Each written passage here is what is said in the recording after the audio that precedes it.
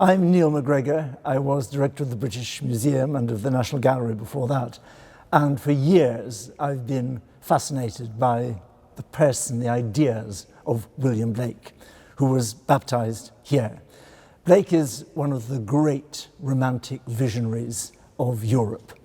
He's born in 1757. He is baptised in the font behind me.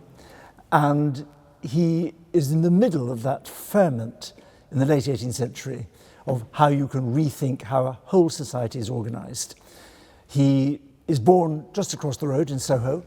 His father runs a clothing shop, and he trains at the academy schools. He trains to become an artist. And he's not thought to be terribly good, but he has an extraordinary engagement with how an image can carry you into another world.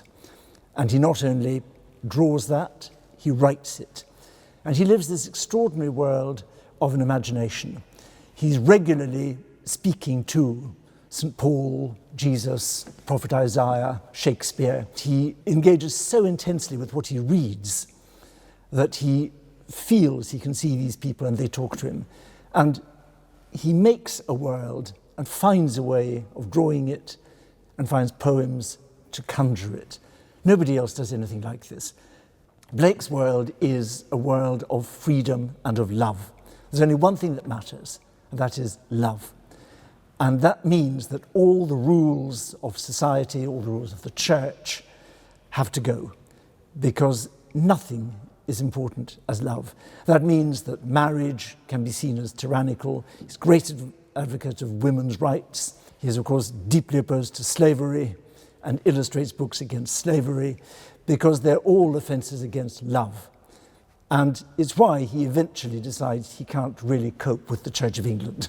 The Church of England is about rules, law, power. It's not about the love of Jesus.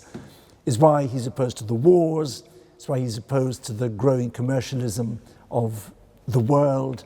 And the message remains astonishingly consistent, that the only thing that matters is love. And the model for him is the sacrificial love of Jesus, not the laws of God the Father. And why I think it's wonderful that he's been commemorated here in a building by Wren is because I think you can say that Christopher Wren and William Blake are the two men who best and most completely imagine how our city, our country could be different.